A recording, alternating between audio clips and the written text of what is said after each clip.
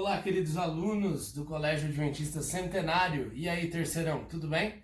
Bom, a gente sempre começa a nossa aula com alguma dica de saúde em meio a um confinamento por uma pandemia. E hoje eu queria te perguntar, você já tomou sua aguinha? Já bebeu esse remédio natural que está disponível a todos nós? É hora de beber água. A água previne uma série de doenças, inclusive as virais. Bom, eu que já bebi minha água, agora posso conversar um pouquinho mais com você. As pessoas no mundo de hoje têm a grande tendência do questionamento de Deus. Em épocas como um vírus global, mais e mais pessoas têm questionado aonde está Deus nesses momentos. A humanidade, ao longo dos séculos, sempre questionou. Tanto os que acreditavam no monoteísmo quanto os politeístas, sempre houve alguma descrença por meio de algumas pessoas que suscitavam a descrença em Deus. Muito bem, eu queria refletir com vocês na aula de hoje algumas perguntas essenciais. De onde viemos? Para onde vamos? Quem somos nós? Deus é amor? Deus, ele é todo poderoso? Mas então por que o mal existe? Por que coisas como essa que nós temos vivido hoje nos assolam a humanidade? Por que seus avós, mesmo sendo boas pessoas, estão hoje numa zona de risco? Por que os seus pais experimentaram do divórcio na sua família? O porquê nós, seres humanos, sofremos perdas, despedidas? São algumas coisas que não fazem sentido. Esses dias eu li num caminhão, dirigindo, a seguinte frase que talvez você já tenha lido também. Presente de Deus, estava escrito ali. E eu fiquei pensando, e os desafortunados? Será que ao invés de receberem presente de Deus, eles recebem maldições divinas? Como isso pode acontecer? Deus presentear alguns e de outros tirar? Para complicar um pouco mais a história, existe um escritor britânico chamado Clarkson e ele afirma assim, queridos alunos: Deus existindo ou Deus não existindo, as duas possibilidades tornam assustador o desfecho desse mundo. De maneira assustadora o desfecho desse mundo. Será que as duas maneiras são assustadoras? Aqueles que creem em Deus precisam ter esse medo, esse pavor que Richard Clarkson afirmou. As duas possibilidades são assustadoras? Como assim? Alguns teólogos, queridos alunos, também afirmavam que se Deus não existe, nós de fato precisaríamos criar um, já que o ser humano tem um grande vazio existencial dentro dele mesmo. Existem estudos que a filosofia, a sociologia e a religião fazem a respeito de uma pseudo-evolução da religião. Diz essa pesquisa que a religião vem evoluindo dos politeístas animistas, você vai ver esse termo mais para frente nas nossas aulas. Uma religião com muitos deuses está evoluiu para uma religião de um único Deus, para o monoteísmo, até que evoluiu para uma religião sem Deus, o ateísmo e até o materialismo. Mas vem aqui pertinho que eu quero te dizer uma coisa. Apenas 2% da população mundial se designa ateu. É isso mesmo, só 2%. E eu fico imaginando alguns tipos de contradição, porque é muito cômodo para um ateu ter essa descrença em Deus por questões morais. Ele agora não precisa prestar conta de nenhum ato seu, nem pecaminoso, nem que não seja, e ele pode viver sempre em paz, sendo ele o Deus do seu próprio desígnio, da sua própria vontade. Mas uma das contradições mais aparentes é quando os ateus acusam aqueles que acreditam em Deus de não ter, de ter algum vazio, uma carência, e por isso assumem um Deus para encostar como muleta. Mas na verdade, pense em todas as necessidades do ser humano.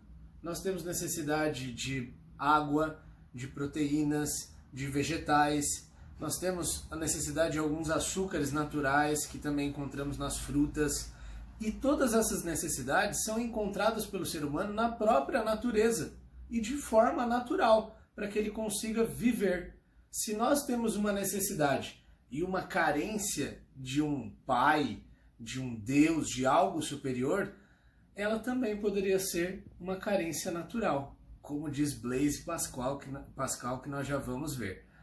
Muito bem, eu queria que você pensasse, por exemplo, em religiões milenares, como o budismo, que eles não acreditam, a essência do budismo tirou um Deus de cena, e sim o profeta Buda, onde mostra que as pessoas são libertas pelo conhecimento, pela sabedoria, pelas informações. Mas o budismo, que foi praticado na China, por exemplo, tempos depois, quis que voltassem alguns deuses e formaram um panteão, quis colocar alguns deuses. Então colocou para dentro de uma religião milenar que já existia, deuses. Quer ver outras coisas bem interessantes? Três coisinhas que mostram que essa evolução da religião pode estar errada. Os panteões de deuses, em casos politeístas como os gregos e os romanos, todos eles tinham uma hierarquia. Essa hierarquia, alguns deuses eram mais poderosos ou viveram por mais tempo do que outros deuses, como o caso de Zeus, por exemplo. Outra coisa bem interessante, em todas as religiões politeístas, sempre houveram pessoas levantadas nesse povo para dizer que precisávamos voltar ao monoteísmo, como se fossem mártires. Olha só que legal, eu vou te mostrar um terceiro fator de que a primeira religião universal sempre foi a de um único Deus, o monoteísmo. Existem ilhas, por exemplo, dos aborígenes. Eles são um povo que nunca teve acesso à comunicação ou à sociedade como nós vivemos. E poucas pessoas que hoje são escritores que conseguiram entrar porque os aborígenes salvaram a vida delas, elas viveram no meio deles e atestam que eles têm cerimônias e até rituais muito parecidos com a primeira religião. Por exemplo, para que eles obtenham favor dos deuses, ou até algumas tribos aborígenes são monoteístas, para que obtenham favor do único Deus, eles tiram sangue de galinha. E isso, no Antigo Testamento Bíblico, já existia algo muito parecido. O estudo chamado tradição oral mostra que os nossos pais receberam a informação boca a boca. Só que às vezes quando a gente faz aquela brincadeira do telefone sem fio, a nossa mensagem dá uma mudada um pouco quando chega até a origem, da fonte até a origem. Assim também aconteceu com o mundo, com o dilúvio, a separação das placas tectônicas, as diferentes informações sobre um único Deus foram se alterando com o tempo. Muito bem, e o que isso tem a ver com a gente hoje? Eu queria que você prestasse atenção em alguns pensadores para finalizar essa aula. Eu queria citar Viktor Frankl. Ele disse que o ser humano tem essa necessidade, essa carência tão forte de Deus, que é o que faz com algumas pessoas falarem sozinhas. Ou até mesmo que essas pessoas reclamem consigo mesmo ou pelas suas frustrações. Puxa vida, eu podia ter tirado uma nota melhor. Quando elas falam sozinhas, reclamando ou por um insucesso, ele acredita que é uma comunicação que vem pela ausência de Deus. Outro muito conhecido, Dostoiévski, que é um escritor russo, ele disse que a ausência de Deus é tão forte e tão evidente no ser humano que o ser humano consegue sentir Deus mesmo ultrapassando por tragédias e desgraças da humanidade, como por exemplo o nazismo na Segunda Guerra Mundial, onde muitos judeus que sobreviveram ao Holocausto relatam que após isso a sua fé em Deus até fortaleceu. Outros, muitos também, como Blaise Pascal e o apóstolo Paulo, eles relatavam o seguinte: Blaise Pascal disse que o ser humano depende tanto de Deus que todas as coisas invisíveis revelam o amor do Criador. Assim como Paulo, em Romanos 1, verso 20. Todas as coisas invisíveis retratam o Criador.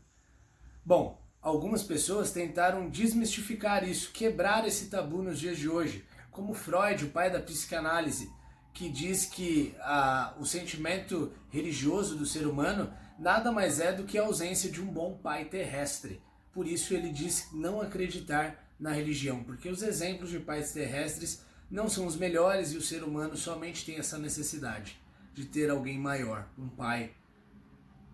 Outro que também falou muito mal é esse aqui na tela que eu gostaria de encerrar. Nietzsche, Friedrich Nietzsche, um filósofo que relatou que Deus está morto. Uma das grandes teorias de Nietzsche é o Übermensch, o super-homem, onde ele relata que nós, seres humanos, somente os fracos da espécie é que precisamos de um Deus, porque na verdade Deus está em você. Bom, eu encerro a aula de hoje com essa dúvida na sua cabeça. Será que Deus está mesmo em nós, que nós somos um tipo de Deus? Será que nós temos sido materialistas demais a ponto de Deus ser as coisas que nós temos?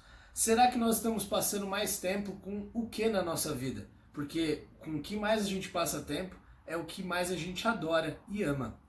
Eu queria lançar um desafio, que você terminasse de fazer todas as atividades do capítulo 1 da apostila e colocasse ali as fotos para que eu possa ver na plataforma do eClass. Um abraço, alunos, e até a próxima.